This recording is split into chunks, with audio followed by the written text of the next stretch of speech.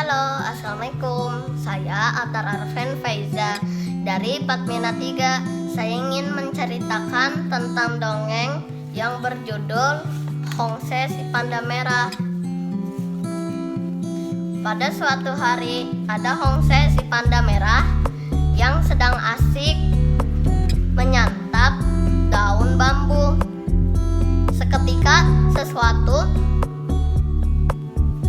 menutupi wajah dan badannya. Hongse panik. Ia memberontak dan berhasil melarikan diri. Dia kaget melihat seorang laki-laki marah kepadanya dengan membawa karung. Hongse mengetahui pasti dia ingin mengambil bulunya yang indah.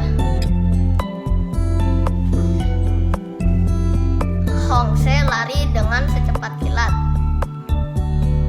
Tetapi lelaki itu tetap mengejarnya. Lelaki itu tidak menyerah.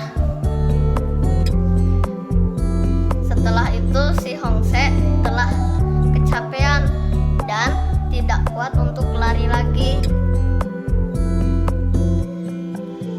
Tiba-tiba seorang pemuda menemuinya dan menyapanya. Hai. Hongse gemetar. Tolong, jangan sakiti aku. Pemuda itu heran menatapnya. Aku tidak akan menyakitimu. Tapi topimu terbuat dari bulu panda merah, kan? Kau pasti suka menangkap panda merah dan mengambil bulunya, kan? Lalu pemuda itu mengatakan, topi rajut ini terbuat dari benang wol kok. Hongse lega. Ia dapat merasakan kejujuran pemuda itu. Lalu pemuda itu menanyakan kepadanya, sepertinya kau ketakutan ya? Hongse menggeleng. Lalu dia menceritakan apa yang terjadi terhadapnya tadi. Lalu pemuda itu menyuruh Hongse untuk naik ke kepalanya dan melingkar. Lelaki itu pasti sebentar lagi akan segera tiba. Kau naiklah ke kepalaku dan melingkar. Hongse menuruti pemuda itu. Untung tubuhnya kecil, jadi dia muat di atas ke kepala pemuda itu. Hanya ekornya saja yang terjuntai ke belakang kepala pemuda itu.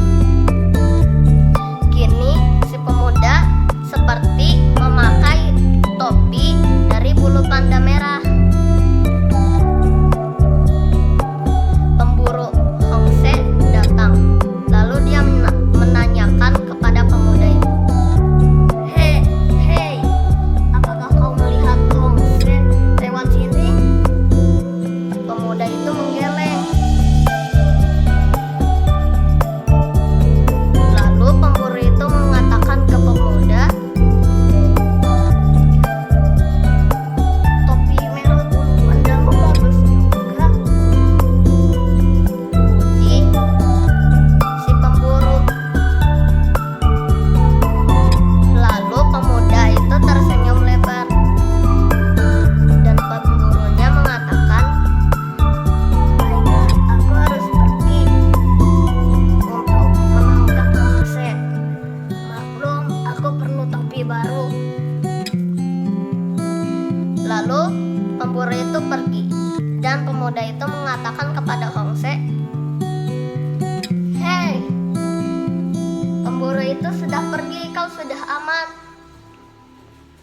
Tiba-tiba topi si pemuda itu bergerak-gerak sendiri dan Hongse keluar. Hongse berterima kasih kepada pemuda itu. Selesai. Jadi pelajaran yang dapat kita ambil dari cerita ini adalah kita kita harus saling membantu antara sesama